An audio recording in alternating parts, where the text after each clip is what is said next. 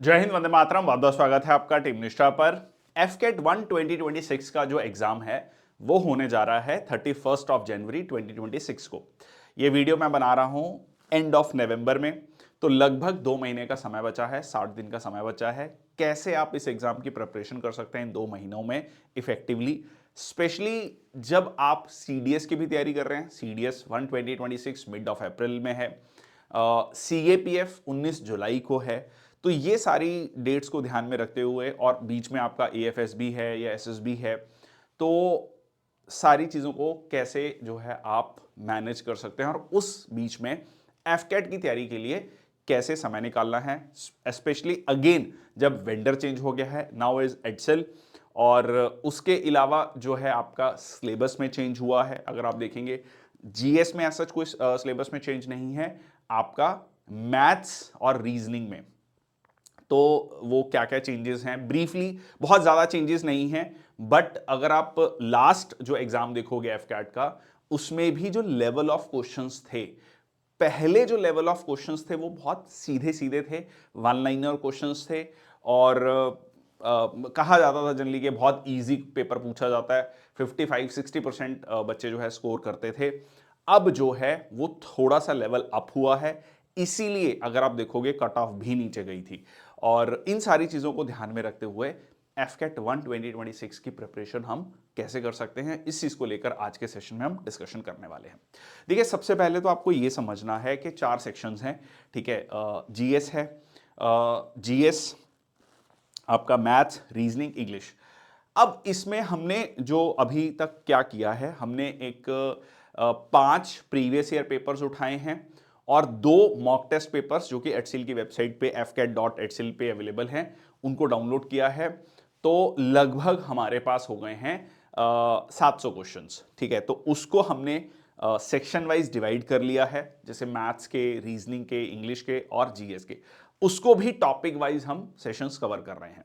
तो सबसे important part, अगर आप सीडीएस और सीएपीएफ की भी तैयारी कर रहे हैं, तो यह है कि यहां पर जो लेवल ऑफ क्वेश्चंस है वो सीडीएस और सीएपीएफ लेवल पे नहीं है, but still there are certain areas जिस पे आपके क्वेश्चन ज्यादा पूछे जाते हैं, जैसे कि स्पोर्ट्स रिलेटेड जो क्वेश्चंस अगर आप देखेंगे, बहुत स्टैंडर्ड जो जीके है, जीके में अगर हम देखेंगे वो बहुत बार बार वो सेम क्वेश्चन जो है वहां पर पूछे जाते हैं। हाँ, स्टैट्स का पोर्शन ऐड हुआ है, ठीक है, तो वो जो है एक नई एडिशन है। जीएस में भी स्टेटमेंट बेस्ड जो है क्वेश्चंस हैं। तो मेरी जो यहां पर कह लीजिए सजेशन रहेगा वो ये रहेगा कि आप जो है ज्यादा फोकस करें क्वेश्चंस को करने में, ठीक है। इसमें आप क्वेश्चंस जो सॉल्व कर सकते हैं वो एफकैट के प्रीवियस ईयर क्वेश्चंस, जो जैसे कि हमने यूट्यूब पे डालना शुरू किया है, उनको आप देखिए।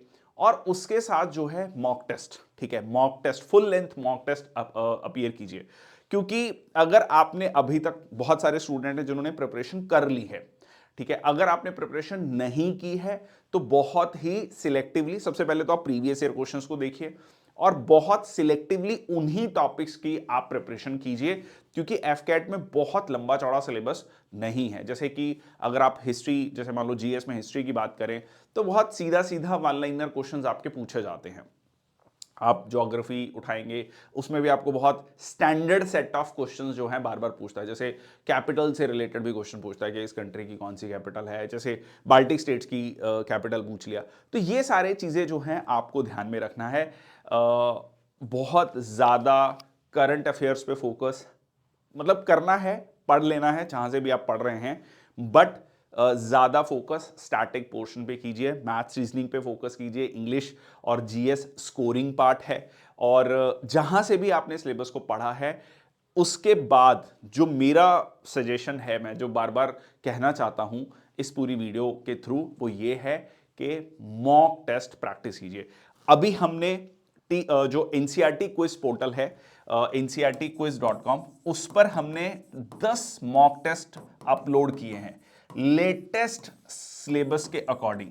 जो लेटेस्ट सिलेबस और जो एग्जाम पैटर्न है उसके अकॉर्डिंग।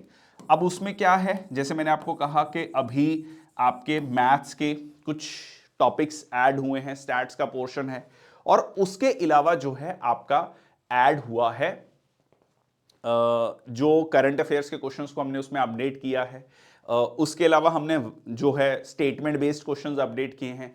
तो ये सारी चीजें जब आप मान लीजिए 10 टेस्ट 100 क्वेश्चंस तो 1000 क्वेश्चन जब आप करके जाएंगे तो मान के चलिए कि आपको उसके बियॉन्ड और कुछ भी करने की जरूरत नहीं पड़ेगी, क्योंकि इन सारे सब्जेक्ट्स में आपको विद सॉल्यूशंस भी मिलेगा। इवन यहां तक आपको पता लगेगा कि एक जो क्वेश्चन है उस क्वेश्चन पे आप कितना समय दे रहे हैं। जैसे आप जब आप पेपर को सबमिट कर देंगे तो उसमें एक ऑप्शन आता है, मतलब एक जब रिजल्ट देखेंगे तो उसमें दिखाता है कि इस क्वेश्चन में आपने 30 सेकंड दिए या 40 सेकंड दिए या 150 सेकंड्स दिए। तो जिन क्वेश्चंस में आपने ज्यादा समय दिया है दैट मींस वो आपके लिए खतरे की घंटी है। ठीक है, वो आपको ठीक करना है, या तो ऐसे क्वेश्चंस को अवॉइड करना है पेपर में, या उन क्वेश्चंस की और ज्यादा प्रैक्टिस कर लेनी है। 60 दिन बचे हैं। हर हफ्ते में अगर आप एक मॉक टेस्ट लगाएंगे और उसके अकॉर्डिंगली जो है अपने आप को प्रिपेयर करेंगे और अपनी कमियों को देखेंगे तो that can go a long way in cracking your AFCAT 1 2026। So that was my idea. जो प्रीवियस ईयर क्वेश्चन की वीडियोस हैं वो लगातार हम YouTube पे डाल रहे हैं, उनको जरूर देखिए, उससे आपको पैटर्न का आइडिया होगा। अब बहुत सारे स्टूडेंट का ये भी कहना है कि क्या प्रीवियस ईयर क्वेश्चंस को करना ठीक रहेगा, तो मेरा दो इसमें पॉइंट है इंपॉर्टेंट। देखिए, प्रीवियस ईयर क्वेश्चन से दो चीजें होती हैं। ब्रॉडली आपका सिलेबस सेम है, 90% सिलेबस सेम है, तो आपको प्रीवियस ईयर क्वेश्चन से डेफिनेटली मदद मिलेगी। इवन अगर आप देखेंगे कि सीडेक के बाद जब एडसिल पेपर कंडक्ट कराने जा रहा है तो उन्होंने जो 2 मॉक टेस्ट पेपर अपलोड किए हैं वो same mock test paper upload किए हैं। ठीक है जी। और उसके अलावा आपको सेट ऑफ क्वेश्चन समझ आता है कि किस एग्जाम में एकदम ऐसा नहीं होगा कि जो है बिल्कुल क्वेश्चंस का लेवल चेंज हो जाए। ब्रॉडली जो है वो सेम रहेगा, ऑब्वियसली एक ट्रांजिशन होगा, वो सबके लिए नया होगा। तो इसीलिए मेरा आइडिया ये है कि आप इससे रिलेटेड मॉक टेस्ट को अटेम्प्ट कीजिए। एनसीईआरटी क्विज पे हमने इसको डाला है, बहुत ही अच्छे क्वेश्चन, बहुत मेहनत से वो क्वेश्चंस बनाए गए हैं। जब आप उन क्वेश्चंस को टेस्ट करेंगे, मॉक टेस्ट फ्री भी रखा गया है, तो उस फ्री मॉक टेस्ट को भी आप अटेम्प्ट कीजिए। अगर आपको अच्छा लगता है then you can go for the full course, और उससे आपको क्लैरिटी होगी। ठीक है, अभी से वो शुरू कीजिए। So that's all from my side. Thank you so much. जय हिंद, वंदे मातरम।